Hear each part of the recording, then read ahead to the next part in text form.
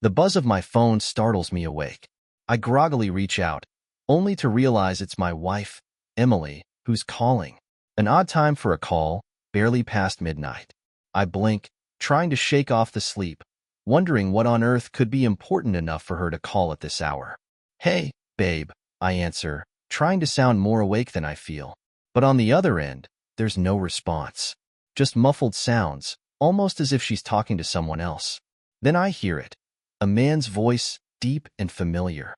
My heart skips a beat. It can't be, but no, it's unmistakable. My mind races as I try to piece together the strange mix of sounds. I press the phone closer to my ear, straining to catch every word, every sound. I don't know what I expect. Maybe an innocent explanation, maybe nothing at all. But what I hear next shatters that hope. Emily laughs, a sound so carefree and light, one I haven't heard in months. But it's not with me she's laughing.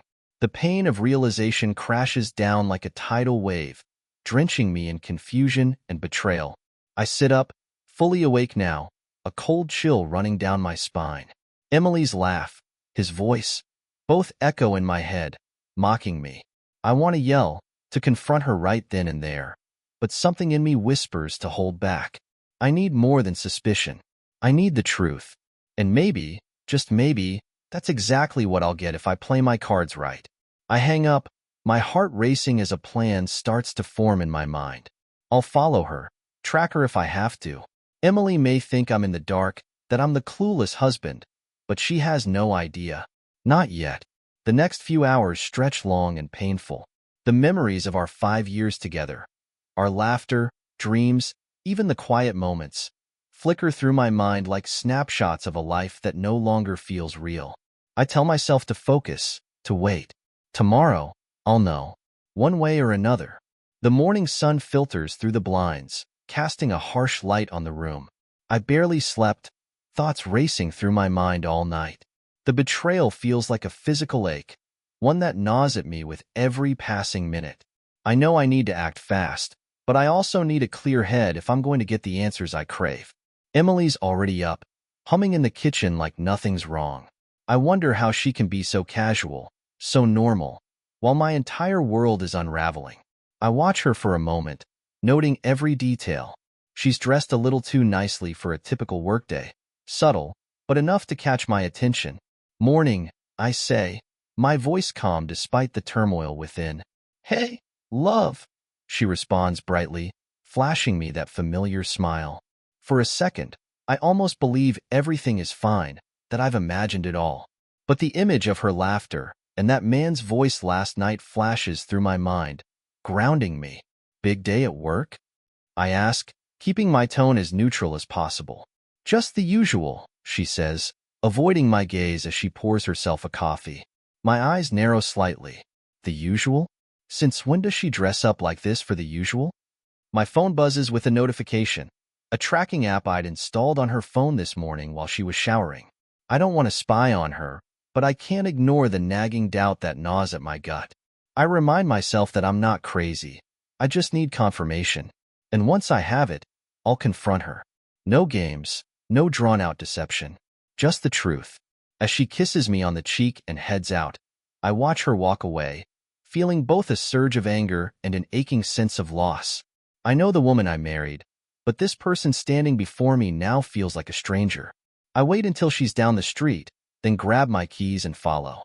I keep my distance, the tracker helping me stay out of sight as she drives toward the city center, a place she has no business being on a regular workday. My mind reels with questions. Who is she meeting? What exactly is going on? She parks in front of a trendy coffee shop, and I pull into a spot a few blocks away. As I sit there, my heart hammers against my ribs, torn between fear of what I might discover and the need to know. She steps out of her car, glancing around as if she's looking for someone. And then he appears, a man with a casual swagger, one I recognize immediately. Chris, an old friend, someone she claimed to have left behind years ago. They greet each other with familiarity, and the sight of it all, the smiles, the laughter, the subtle touches, sends a wave of nausea through me. I watch them disappear into the coffee shop, feeling both fury and heartbreak. This isn't just a friendly meeting. This is something deeper, something that's been hidden from me. My hands grip the steering wheel tightly as I stare at the entrance to the coffee shop. I want to storm in there, demand answers, lay it all out in the open. But something holds me back.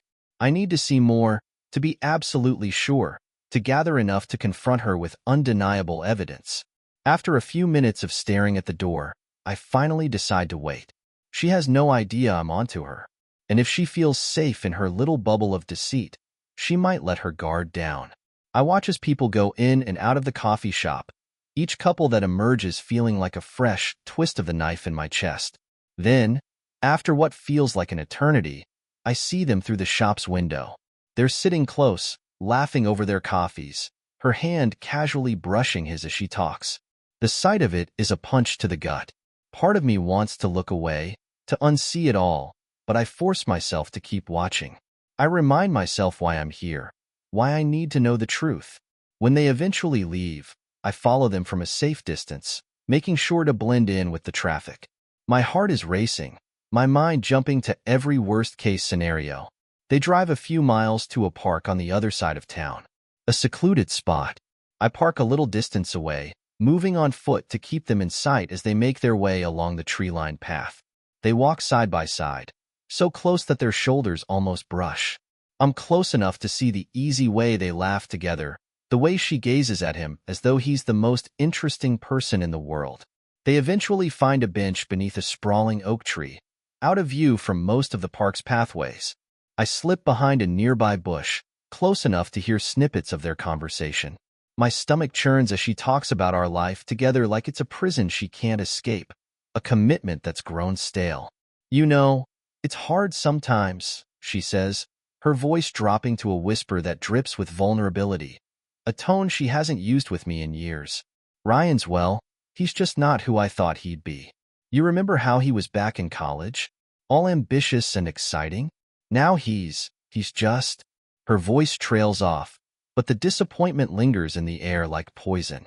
Chris nods, leaning in closer, and every muscle in my body tenses. He puts an arm around her, pulling her close as she rests her head against his shoulder. I feel rage boiling in my veins, my fists clenching so tightly that my knuckles turn white. It's like watching a stranger. The woman I married wouldn't do this, at least, that's what I've always believed. But here she is, letting another man hold her, confide in him in ways she no longer does with me. As they continue talking, laughing, and touching, a plan forms in my mind. I can't confront them here, but I'll make sure Emily realizes exactly what she's lost. And when she does, there won't be any coming back from it. I watch them for a while longer, every second stretching my patience and gnawing at my resolve. Emily has no idea that her little secret isn't so hidden anymore. Seeing her smile, laugh, and lean into him, all the things she used to do with me, sets my blood boiling, but I know I can't let anger dictate my next steps.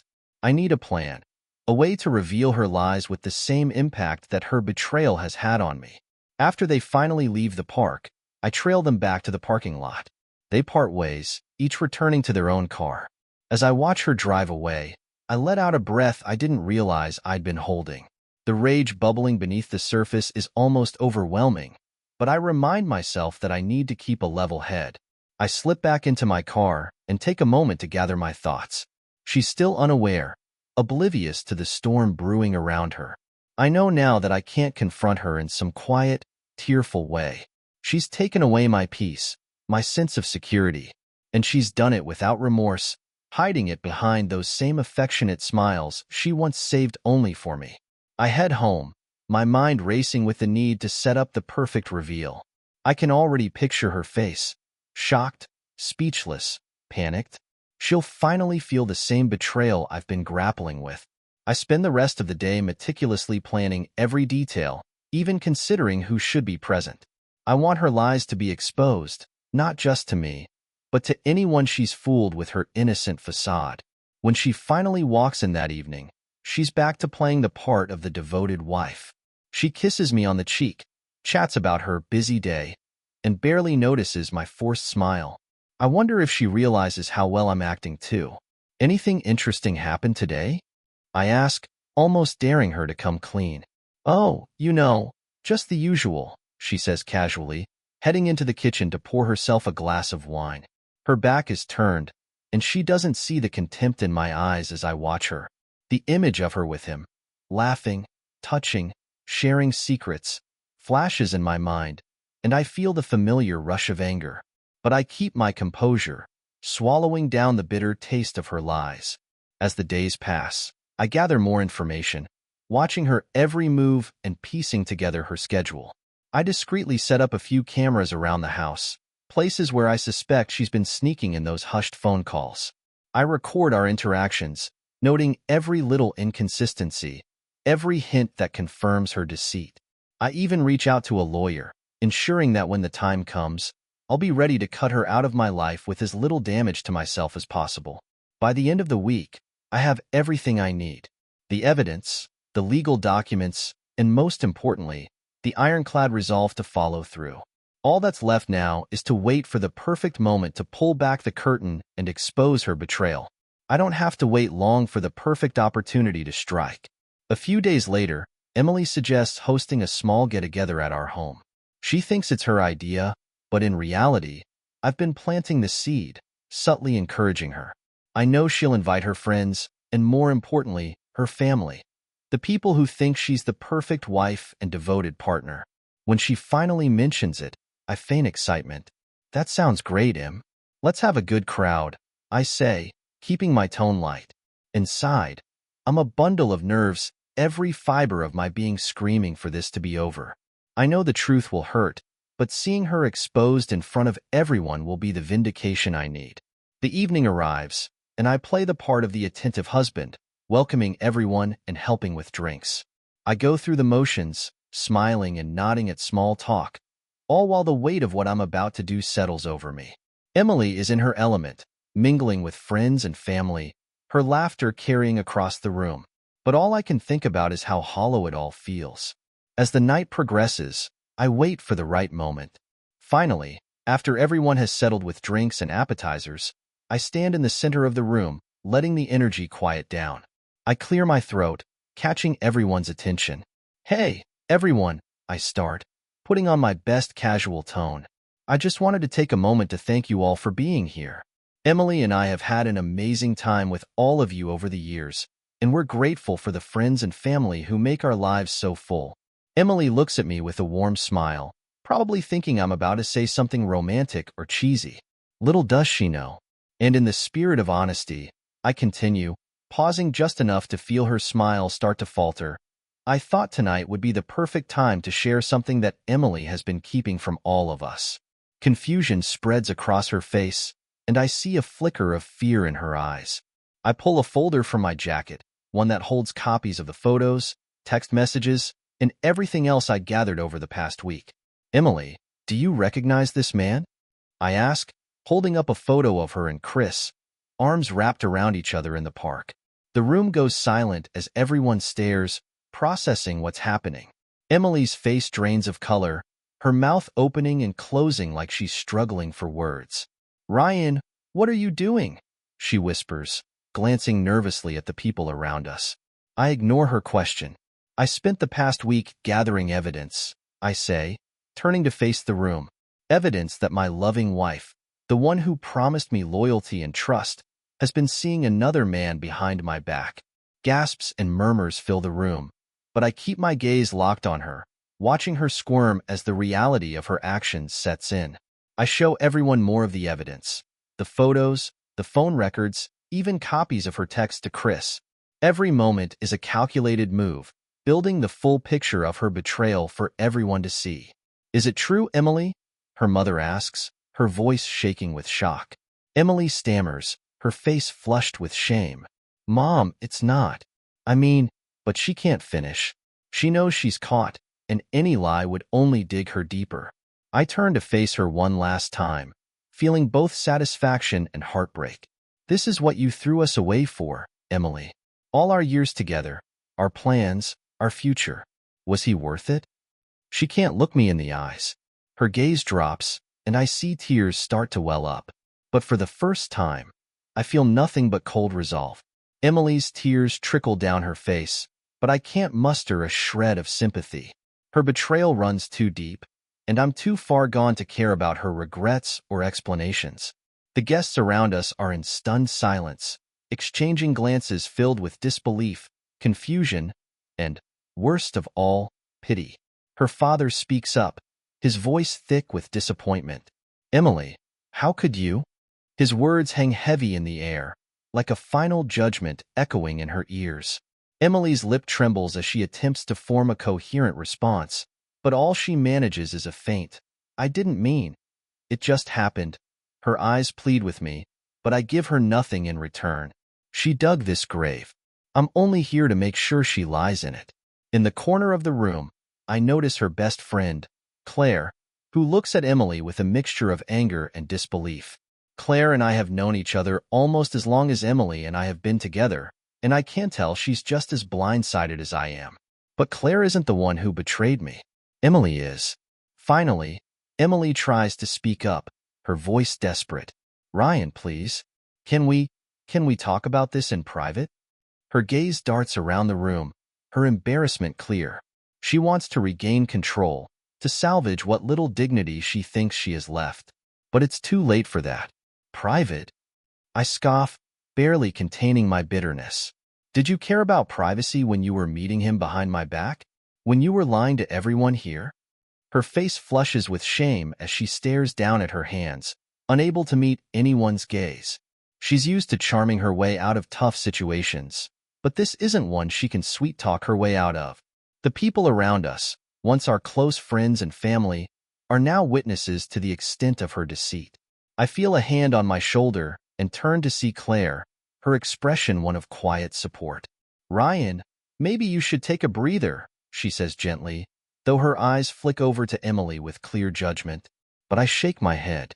"I'm done being the understanding one, Claire. She wanted to play games? Well, now she gets to face the consequences."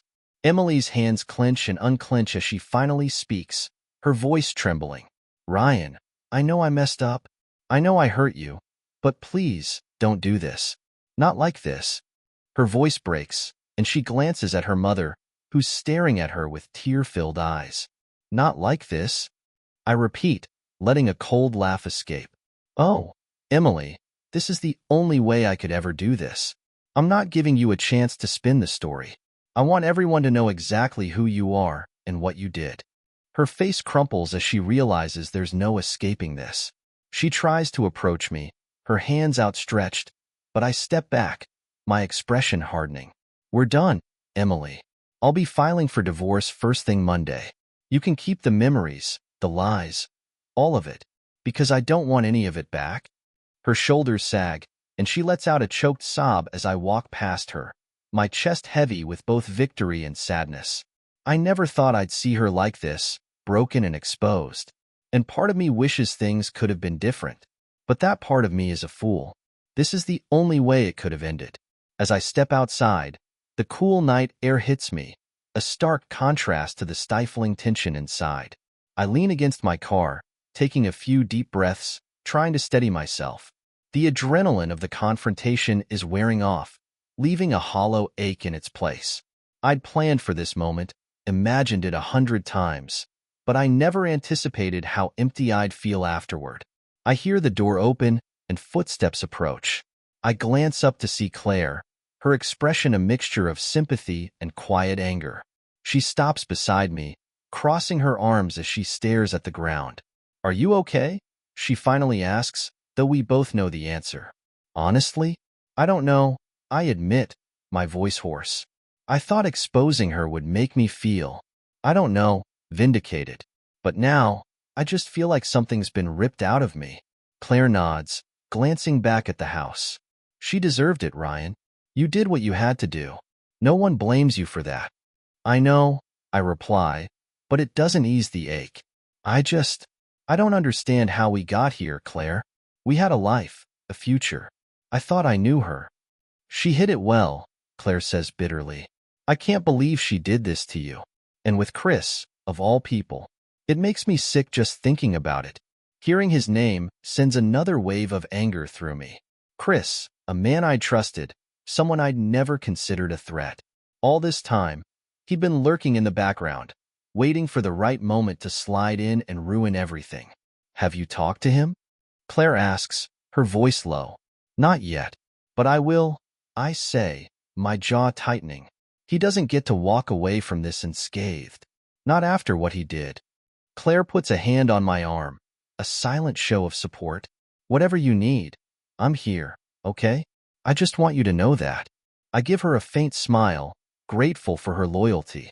Thanks, Claire. I appreciate it. As we stand there, lost in silence, the door opens again. This time, it's Emily's father, his face set in a stony expression. He strides over to us, his usual warmth replaced by a cold determination I've rarely seen from him. Ryan, he says, his voice firm. I don't know what to say. I'm ashamed of her, of what she's done to you, to our family. This isn't how we raised her. I nod, struggling to find words. Emily's father has always been a man of integrity, someone I respected deeply. Seeing him like this, torn between his love for his daughter and his disappointment in her actions, is like a dagger to my heart. I'm sorry you had to find out like this. I manage, the bitterness evident in my tone. I didn't want to hurt you or your wife, but I couldn't let her keep pretending everything was fine. He sighs, rubbing a hand over his face. No, son, you did the right thing. She needed to face the consequences. I never thought my daughter would be capable of something like this. His voice cracks slightly, and he looks away, his shoulders slumping under the weight of disappointment. I realize then that this betrayal isn't mine alone. It's shattered everyone who cared about her, who believed in her. Ryan, he continues, meeting my gaze, if there's anything you need from us, anything at all, don't hesitate to ask. We're here for you. I swallow, feeling a lump form in my throat. Thank you, I reply quietly. That means a lot. He nods and turns back toward the house, his steps heavy. As he disappears inside, I realize that no matter how much I exposed her, no matter how many people see her for who she truly is, the pieces of my life still lie in ruins. The silence after they both leave feels unbearable. My hands shake slightly, the weight of the evening settling over me like a dense fog. All my carefully laid plans, my need for retribution. It all feels hollow now, like a fire that's burned itself out and left only ashes behind. Part of me just wants to get in my car and drive until there's nothing but empty road in front of me. But I can't escape, not yet. There's still one last piece of this twisted puzzle to confront. Chris. I know where he works, where he lives, the coffee shops he frequents. We used to meet up now and then, catch up over a beer or a quick bite. Thinking back on it now, I wonder how long he'd been playing this game, laughing with me while he was sneaking around behind my back. The thought makes my blood boil, bringing a renewed sense of purpose. He's not getting away with this. I drive to his place, my mind buzzing with a toxic blend of fury and anticipation. His apartment is a few miles out, a cozy spot in a part of town I'd always thought was perfect for him.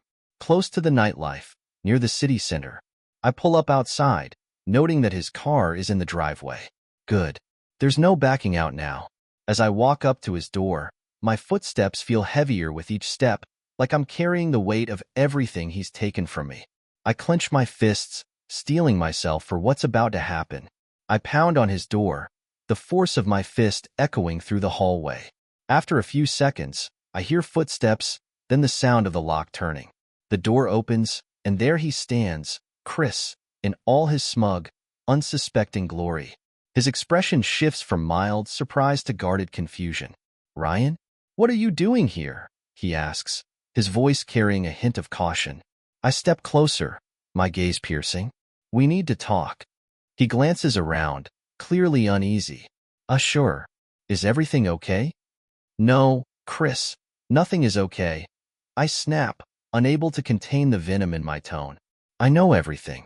About you and Emily. How long you've been sneaking around behind my back, laughing with me, pretending to be a friend. For a split second, I see the panic flash across his face, and that's all the confirmation I need. His facade crumbles, replaced by a guilty, stammering mess. Ryan, listen, he begins, but I don't let him finish. Save it, I say, my voice deadly calm. I don't want your excuses. I want you to understand just what you've done. You didn't just betray me. You ruined a marriage, wrecked a family, and destroyed any respect I had for you. His shoulders slump as he finally meets my gaze, guilt written all over his face. Ryan, I'm sorry. I didn't mean for it to happen like this. I laugh bitterly. Didn't mean for it to happen? Chris, you made choices. Every single time you looked her in the eyes, every time you met with her, you made a choice to betray me. Don't insult me with excuses. He tries to reach out, placing a hand on my shoulder, but I step back, the disgust on my face stopping him in his tracks. I trusted you, I say, my voice barely a whisper. I would have done anything for you. And you threw it all away for what? A fling? Some cheap thrill? He has no answer, his mouth opening and closing like he's trying to form words but finding none. The shame in his eyes does little to ease the raw, burning wound he's left behind. Don't ever contact me again, I say, each word dripping with finality. I don't care what you have to say, and I don't want to hear your apology. We're done, Chris. With that, I turn on my heel and walk away, feeling a strange sense of liberation mixed with the pain. The betrayal still stings, but at least now I've severed the last tie holding me to this mess. I'm done with him, with her. Done with everything they thought they could take from me. I drive away from Chris's apartment with a numb, eerie calm settling over me. The confrontation was like ripping off a bandage that's been festering underneath. Painful, yes, but necessary. Still, the reality of what's happened, of how my life has unraveled in a matter of days, hits me harder with each passing mile. Back home, the house feels strangely foreign, like a place I once knew but have since outgrown. I glance around at the photos on the walls, the small details that Emily and I chose together, the memories scattered throughout. They're reminders of a life that doesn't feel like mine anymore. I'm about to head to the kitchen for a drink when my phone buzzes. I pick it up, expecting another message from friends or family who had witnessed the disaster of an evening, but it's not. It's from Emily. Ryan, please. I know you're hurt, but can we talk? I need to explain. I let out a hollow laugh, shaking my head. Explain? As if there could possibly be an explanation that would justify what she did, that would make any of this okay. I set the phone down, refusing to reply, but the message lingers in my mind, gnawing at me with a mixture of anger and curiosity. What could she possibly say? Minutes turn into hours as I sit alone in the silence, the weight of everything pressing down on me. Finally, against my better judgment, I type a reply. Come over tomorrow. We'll talk. The message sends before I can second-guess myself. Maybe I need this conversation as much as she does. A final closure, an answer to the why that haunts me. The next day, I wake early, the remnants of restless sleep clinging to me like a heavy fog. I spend the morning pacing the living room, rehearsing what I want to say. Part of me wants to let her see how much she's hurt me, to lay it all bare. But another part of me, the part that craves dignity, just wants to stay detached, to show her that she no longer has any power over me. Around noon, there's a soft knock at the door. I open it to see Emily standing there, looking smaller and more fragile than I've ever seen her. There's no makeup, no carefully crafted smile, just raw, puffy eyes and a vulnerability that almost makes me feel sorry for her. Almost. Come in, I say, stepping aside, my voice cold and controlled. She steps into the house, glancing around as though seeing it for the first time. The silence between us is thick, almost suffocating, as she finally takes a seat on the couch. I stay standing, keeping my distance. After a long, heavy pause, she speaks, her voice barely above a whisper. I'm so sorry, Ryan. I know that doesn't mean much now, but I am. I never wanted to hurt you. I let out a scoff, crossing my arms. You never wanted to hurt me? You knew exactly what you were doing, Emily. Every lie, every stolen moment with him. Every time you came home and looked me in the eye, you knew. She flinches, her face crumpling as tears slide down her cheeks. I don't know what came over me, Ryan. I felt trapped, suffocated. I needed something to feel alive again. To feel alive? I repeat, incredulous. And that's worth destroying a marriage? Worth throwing away everything we built together? Her eyes drop to her lap, her hands twisting nervously. I didn't think it would go this far, she whispers. Chris was just an escape. He made me feel wanted, like I mattered. The sting of her words sinks in, deeper than I expected. So what? I didn't make you feel wanted? I wasn't enough for you. She wipes her eyes, sniffling. It's not that, Ryan. You are a wonderful husband. But somewhere along the way, I lost myself. I didn't know how to talk to you, how to tell you that I was unhappy. I didn't want to hurt you. I feel a surge of anger rise up, my hands clenching into fists. Well, congratulations. You hurt me anyway, and in the worst way possible. She looks up at me, desperation in her eyes. I know I messed up, but can we try to fix this? I'll go to counseling. I'll do whatever it takes. I shake my head, a bitter smile forming. Emily, I gave you everything. My love, my loyalty. And you threw it all away like it was nothing. There's no going back from this. Her face crumples as she realizes the finality of my words. Ryan, please. I made a mistake, but we can still. No. I cut her off, my voice steady. We can't. You already made your choice. And now, I'm making mine. With that, I stand and walk to the door, holding it open for her. She hesitates, her eyes searching mine one last time. But I give her nothing. Slowly, she rises, her shoulders slumped in defeat as she walks past me and out the door. I close it behind her, the sound echoing through the empty house. A final punctuation to everything that's happened. The click of the door shutting behind Emily reverberates through the quiet house, leaving me alone with the aftermath.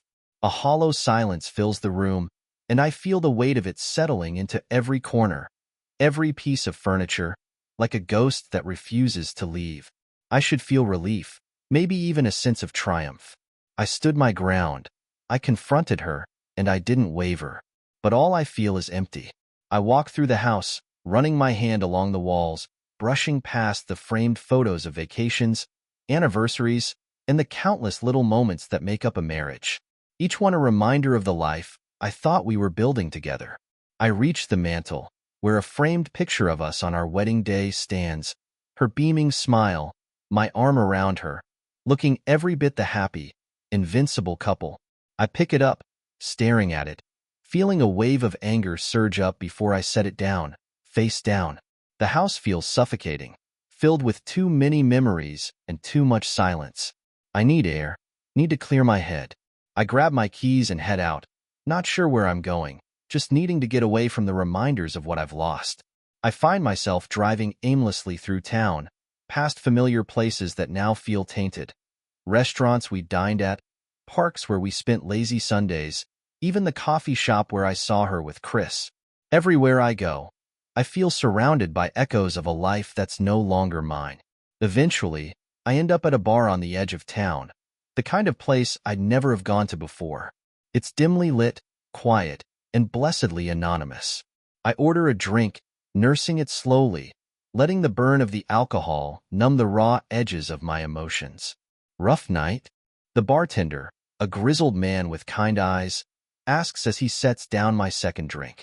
I nod, offering a half-hearted smile. You could say that. Want to talk about it? He asks, wiping down the bar with a rag. I hesitate, then shake my head. Not much to say. Just dealing with the end of something I thought would last forever. He nods in understanding, as if he's heard it 100 times before. Ain't that the way it always goes?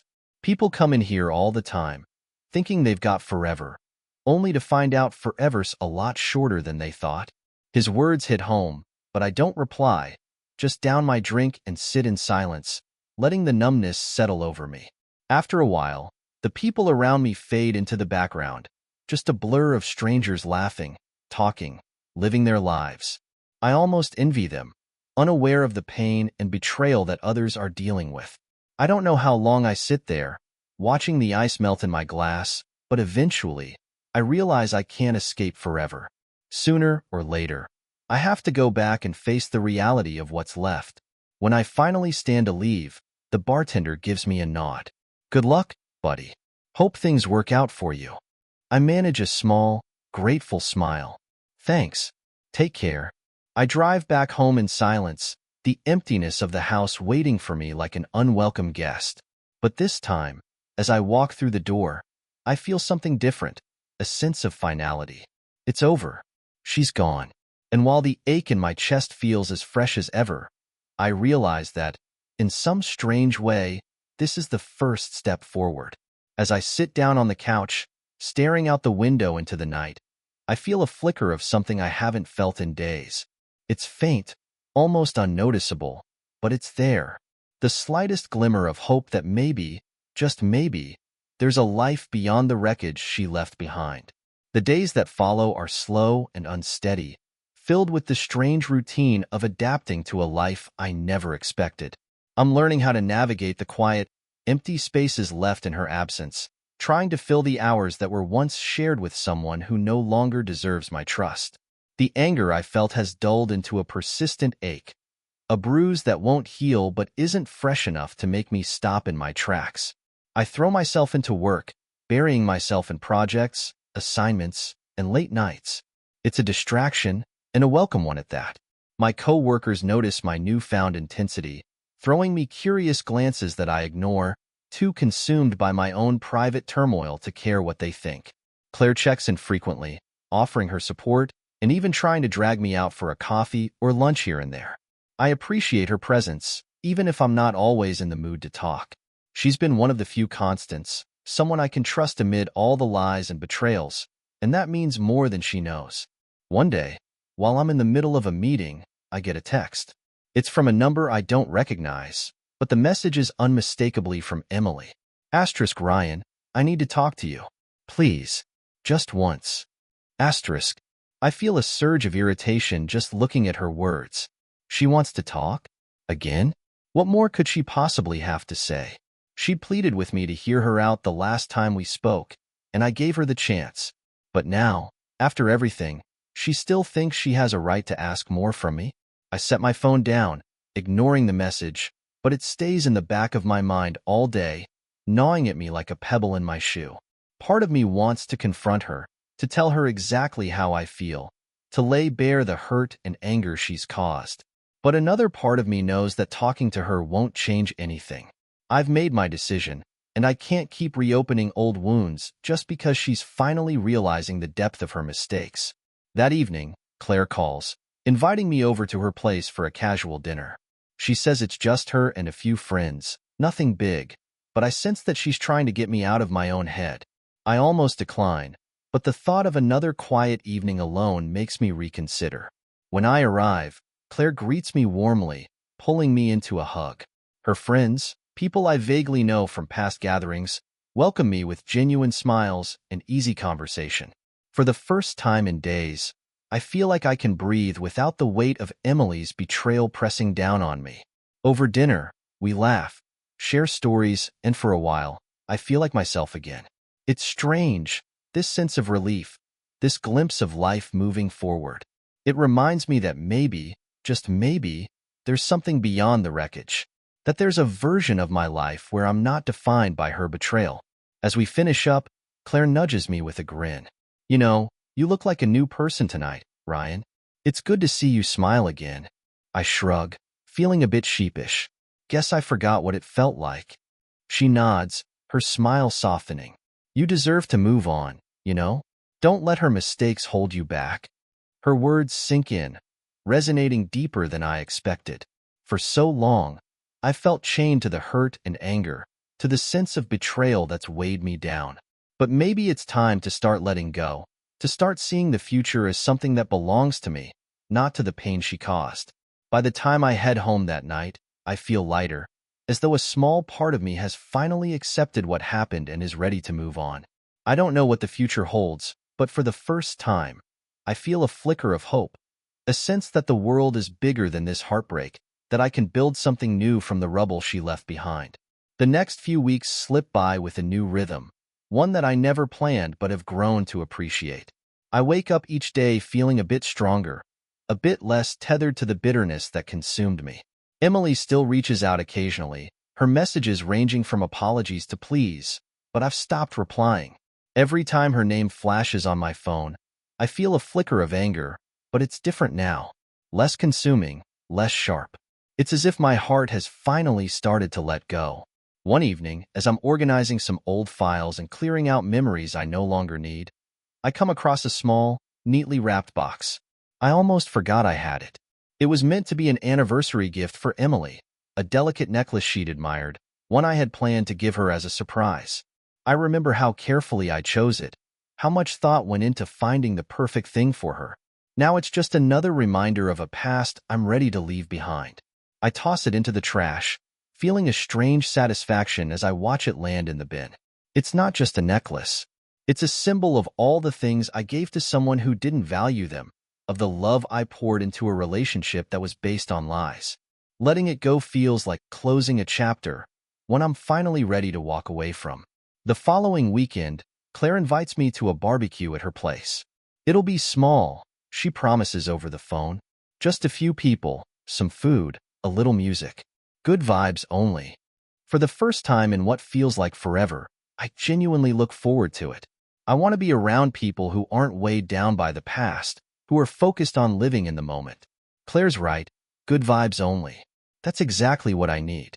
When I arrive, the backyard is buzzing with laughter and the smell of grilled food. The air is filled with warmth and ease, and I find myself slipping into the atmosphere, letting my guard down, feeling more present than I have in months. Claire introduces me to a few new faces, people I might never have met under different circumstances. There's a comfort in that, knowing I'm stepping into something new, something untouched by the wreckage of my marriage. One person in particular catches my attention. Her name is Sarah, a friend of Claire's from work. She's smart, funny, and radiates a confidence that's both calming and intriguing. We start talking over a couple of beers, sharing stories, laughing over the grill mishaps, and discussing everything from travel dreams to our favorite books. For the first time, I feel a genuine spark, a reminder that life has so much more to offer, that there's a whole world beyond the betrayal I endured. As the night goes on, I find myself drawn to her, and she seems just as interested in me. It's not forced, not complicated, just easy. I realize how refreshing that is, how much I've missed feeling a connection with someone without the weight of deception hanging over it. At one point, Claire catches my eye, offering a knowing smile from across the yard. She doesn't say anything, but her expression says it all. See? There's life beyond what you went through. And she's right. I'm finally starting to believe it.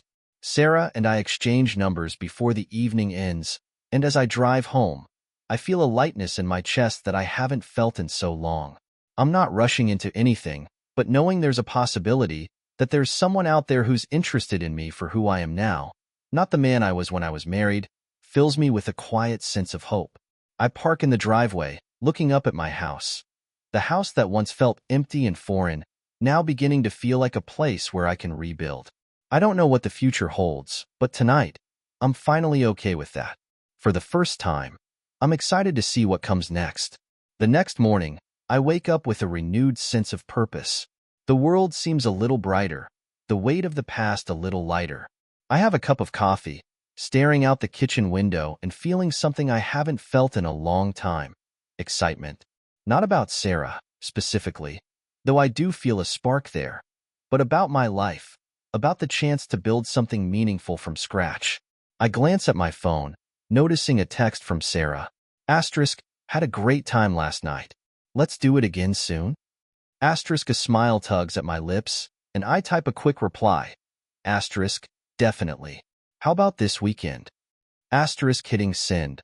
I feel a thrill run through me. It's small, simple, and yet it represents so much. A choice to move forward, to embrace the unknown with someone new. Over the next few days, Sarah and I text back and forth, our conversations ranging from lighthearted banter to deep discussions about life, dreams, and everything in between. I realize how easy it is to talk to her, how natural it feels to connect with someone without the complications of history or the shadows of mistrust. Each message makes me feel a little more open, a little more willing to let someone in. Our date rolls around, and we decide on a casual afternoon at the local botanical garden. I arrive a bit early, feeling that familiar nervous excitement that I haven't experienced in years.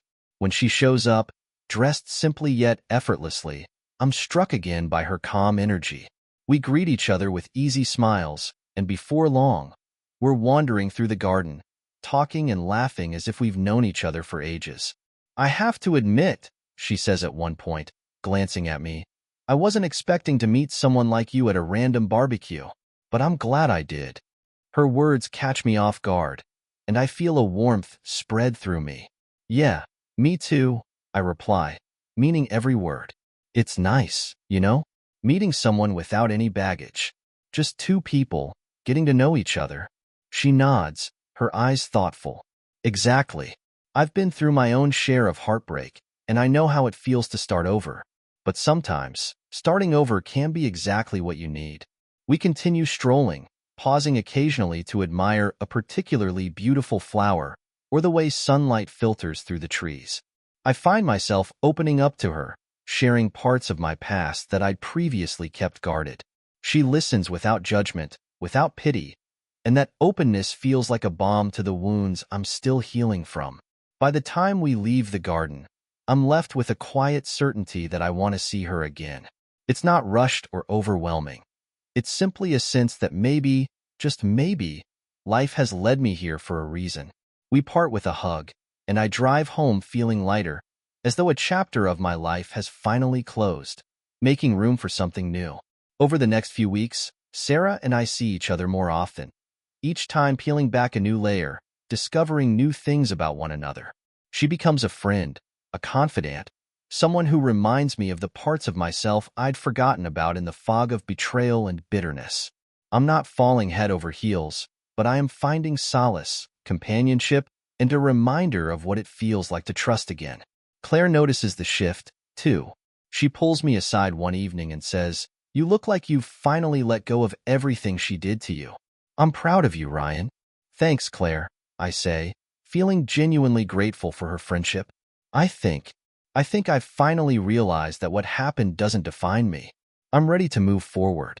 That night, as I sit alone in the quiet of my living room, I reflect on how far I've come. I've faced the betrayal, the heartbreak, and the anger, but I haven't let it destroy me. I'm still standing, and for the first time, I feel whole again. Not because of anyone else, but because of the strength I've found within myself. As the weeks turn into months, life begins to settle into a comfortable rhythm. I start taking more time for myself, exploring old hobbies I'd left behind, reading novels that had been gathering dust on the shelf, cooking elaborate meals just because I can, and even trying my hand at painting again. It feels like reconnecting with parts of myself that I hadn't realized I'd neglected. Sarah and I continue to see each other, but there's an ease and mutual understanding between us that feels different from any relationship I've had before. We're both healing, both cautious but open, and there's no rush. Our time together becomes a safe space, a place to laugh, share, and simply enjoy each other's company without any pressure. One evening, we're having dinner at a cozy restaurant near the lake, and as we talk, I find myself sharing things I never thought I'd tell anyone again. I tell her about the life I'd imagined with Emily, the dreams we'd built, and the plans that had fallen apart. Sarah listens intently, her gaze steady and understanding. When it all ended, I thought I'd never trust anyone again, I admit, swirling my wine glass absently. I felt like everything I believed in was a lie. Sarah reaches across the table, placing her hand over mine. "I get it, Ryan. It's hard to trust after that. But look at you now. You're here. You're open. That takes courage." I smile, squeezing her hand. It helps to have someone who gets it, someone who doesn't rush me or expect too much. She gives a small, understanding nod. We've both been through our share of heartache, but maybe that's what makes us stronger. We know what we don't want, and we know how to appreciate what we have. Our conversation drifts to lighter topics, but her words stay with me long after dinner is over. As I walk her to her car, she turns to me, her face lit by the soft glow of the street lamp. "I had a wonderful time tonight," she says, smiling up at me. "Me too," I reply, feeling a warmth that I haven't felt in years. There's no rush, no urgency, just a quiet connection that feels as real as anything I've known. She reaches up and kisses me, soft and unhurried, a gesture that feels like a promise rather than a demand. When we pull apart, I look at her, truly seeing her, and for the first time, I realize that I'm ready to open myself to the possibility of love again, of happiness, of a future that doesn't include the pain of betrayal. I watch as she drives away, a small smile on my face. The weight of the past no longer holds me down. It's there, yes, etched into my story, but it no longer defines me. I've reclaimed my life, my joy, my peace, and I've found someone who appreciates me for who I am, not who they want me to be. When I get home, I walk through the house with a newfound sense of belonging. It's my space now, a place where I can rebuild and move forward. I settle into the couch, taking a deep breath as I let the quiet embrace me. For the first time in a long time, I feel whole, not because of Sarah or because of anyone else, but because of the strength I found in picking up the pieces and moving forward on my own terms. Months pass, and my life feels like a beautiful mosaic, something made from broken fragments that have been pieced together into a stronger, more resilient whole. I've let go of the bitterness and resentment, allowing forgiveness to settle in, not just for Emily but for myself as well. I realize now that holding on to the past only shackles me, and with every day, I feel lighter, more liberated. Emily's messages gradually stopped. I didn't respond to most of them, choosing instead to let silence do the talking. I don't wish her ill. I just wish her far away from the life I'm building. I want peace, and that peace is worth more to me than any lingering resentment. Sarah has become an integral part of my life, but we're moving at our own pace, free from the expectations or pressures that weigh down past relationships. We spend time hiking, exploring art galleries, or cooking dinner together at home. With her, I've rediscovered the joy of simply being present, of not living in the shadow of what was or worrying about what could be. One evening, we're sitting on the porch, the summer breeze warm and fragrant with the scent of blooming flowers. Sarah leans against my shoulder, her hand resting on mine, and we sit in comfortable silence, gazing out at the sun dipping below the horizon. For once, I'm not thinking about the past, nor am I worried about the future. I'm here, in this moment, and it feels like enough. Ryan, she murmurs, breaking the silence, do you ever regret it? Going through everything you did? I consider her question, letting it settle. You know, for a while, I regretted every second. I thought it was a waste, that I'd lost all those years for nothing. But now? No, I don't regret it. If I hadn't gone through it, I wouldn't be here now. I wouldn't have found the strength I have, or the life I've built. She nods, smiling softly. Sometimes the hardest things are what make us who we are. I squeeze her hand, feeling a wave of gratitude wash over me. Exactly. And honestly, I wouldn't change a thing. I finally feel like I'm exactly where I'm supposed to be. We sit there until the stars come out, comfortable in the quiet, wrapped in a peace that's been hard-earned. As I look up at the sky, I feel a sense of contentment that I never thought I'd reach. The scars are still there, a part of my story, but they don't define me anymore. They're reminders of what I've overcome, of the journey that's led me to this moment. In the end, I found something that betrayal and heartbreak could never take away.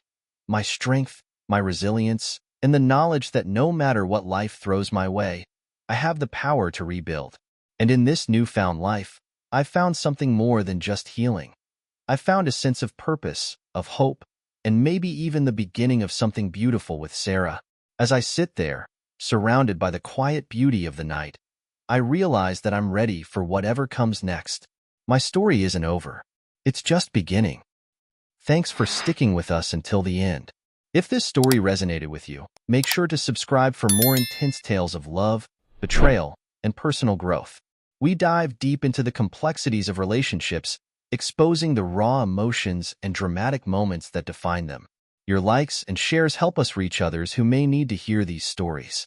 So, smash that like button, share this video, and join our community of people navigating their own relationship battles. Together, we can shine a light on these challenging experiences. See you in the next one.